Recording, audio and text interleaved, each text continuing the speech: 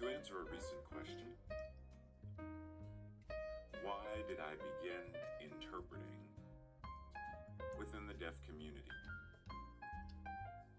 The short answer is, as a series of events that technically began when I was 5, ended with me going to the interpreter training program when I lived in Pittsburgh, Pennsylvania. And I went to the interpreter training program simply because I wanted to further develop my fluency using American Sign Language and to become more familiar with the deaf community and deaf culture. As a result of that training, I was immersed within the deaf community and deaf culture. I was beginning to get asked to interpret various events and things by people within the deaf community. And so I went on ahead and applied for a job. At that time, the organization was called Pittsburgh Hearing, Speech, and Deaf Services. I was hired.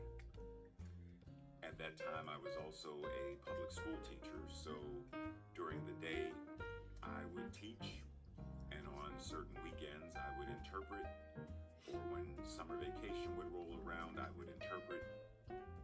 Fast forward, after I left Pittsburgh and ended up in Washington, D.C., that's when I started interpreting full-time as a freelance interpreter for various interpreting agencies. I was also hired to be the full-time interpreter for 2 deaf organizations, the Wild Zappers and the National Deaf Dance Theater, and I traveled and interpreted for them for a while. And I retired from interpreting as a full-time job probably around 2011, which was when I returned to being a public school teacher in Maryland. I would interpret freelance for various things like the Kennedy Center and government offices, hospital appointments, the average. And then after moving once again from retiring from teaching, that's when I pretty much stopped interpreting overall.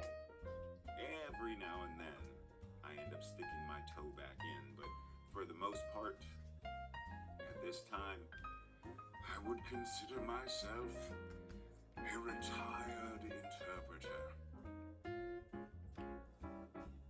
Maybe at another time I can tell you about the sign language performance company that I created 3 different times. Stars, sticking together, always results in success.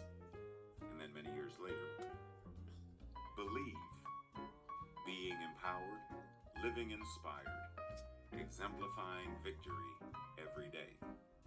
But that's a tale for another day.